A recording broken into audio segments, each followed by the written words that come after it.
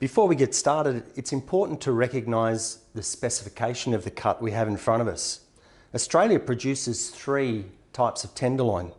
The first tenderloin, and the majority of which is produced, is the strap-off tenderloin. And we do that for good reason. It's basically a restaurant-ready type of product. The second specification is called strap-on tenderloin, and basically will have a side strap attached to the side of the tenderloin. It's important to understand this specification because it has a lot to do with price.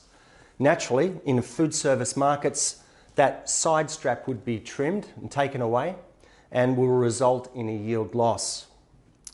The third and final specification we have for tenderloin is bone-in tenderloin, and that's a relatively new cut that's been taking the industry by storm. It's quite an exciting cut.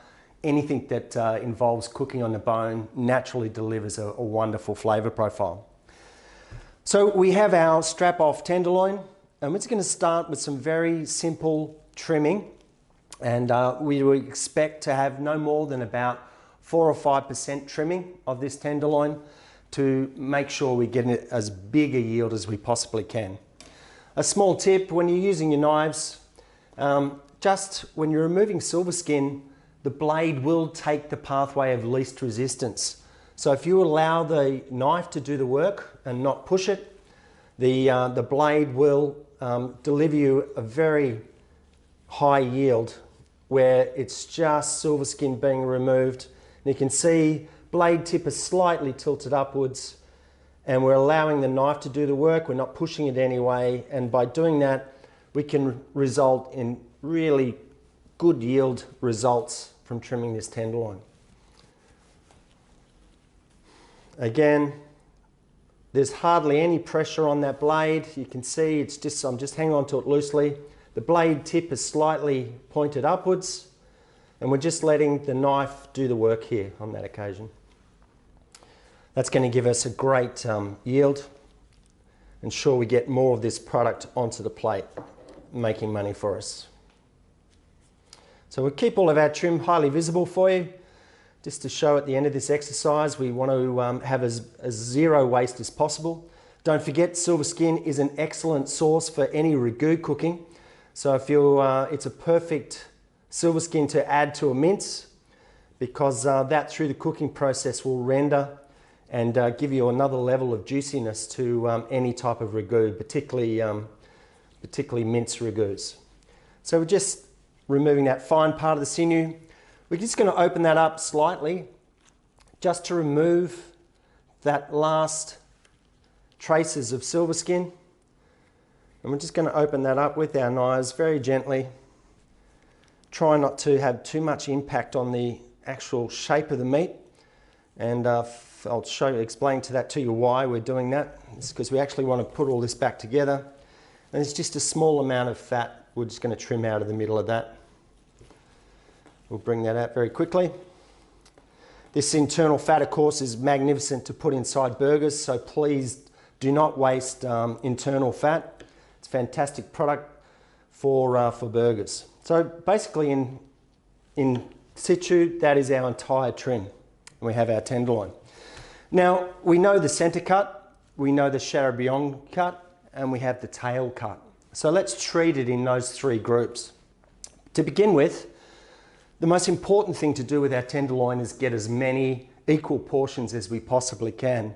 And this is a relatively new technique I'm about to show you, where we'll actually cut the charbonn head off, and we will wrap that up so we can get a nice tight round finish. But before we do, I'm just going to open that up slightly, and with my fingers actually start to paddle the meat. And we're doing this simply so that we can extract the myosin product. That's a natural enzyme inside the meat, and myosin is what will make that meat very sticky, and that will help us join that meat back together again. It only takes 5 or 10 seconds, and you can actually start to feel that meat get sticky, and that's that myosin effect. That means when we clump our muscle meat back together again, we've got some hope of keeping that all in a nice portion. As you can see, it's starting to resemble that shape now. So we're literally going to take off the center cut portion as high as you like to do that. It's going to move our center cut and tail to one side for just 1 second. We're going to concentrate on this part here. Simply, one extra technique I want to share with you today. For us to exact a perfect shape, we need to make the meat more malleable. And nature's given us an opportunity to do that. And you'll find by just breaking down the structural fibre of that meat, we'll make that meat more malleable for us.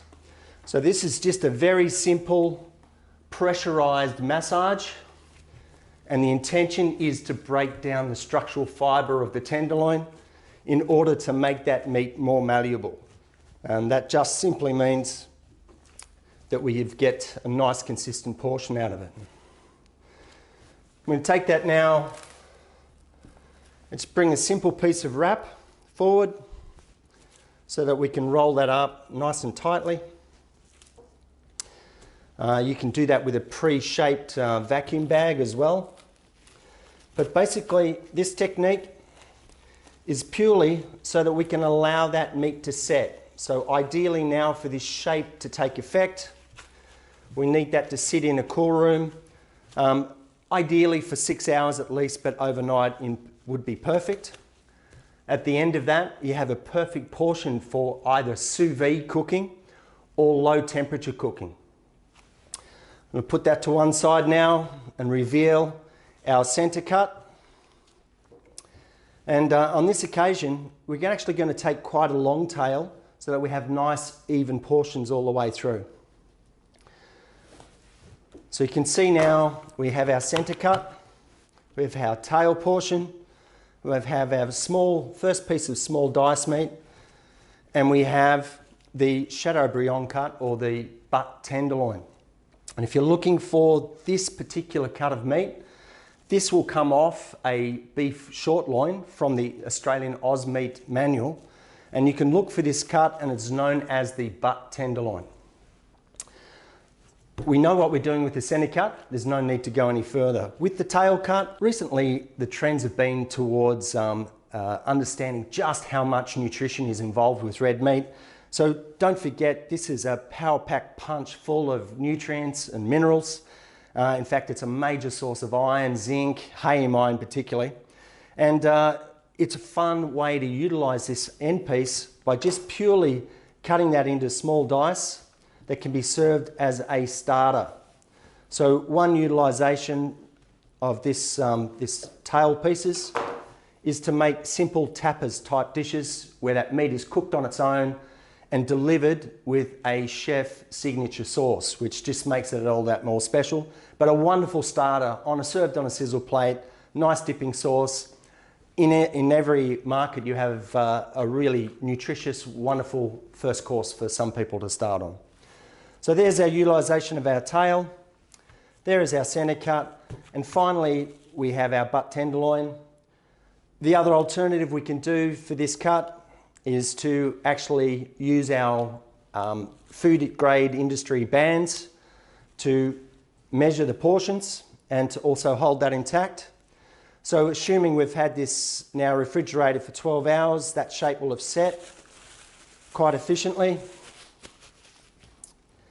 And now we are actually able to portion those cuts.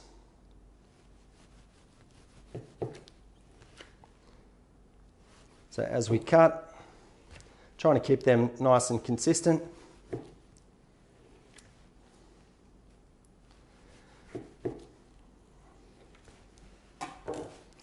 So we're going to start around that way.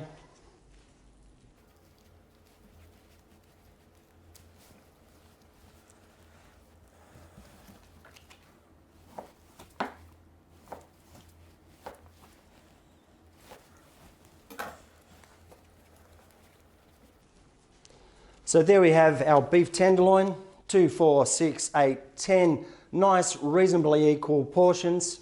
A small tail cut that I believe we can elevate in value and serve as a tapas or a starting item where we put a beautiful signature sauce with that. Don't forget, that's what your customers going through COVID-19 will be looking for into the future, is the taste sensations that only a chef can deliver, with cooking platforms that only a chef can deliver. So there's our tenderloin. As you can see, sparsely 2 or 3% yield loss, a number of portions, and a value add for our final tail piece.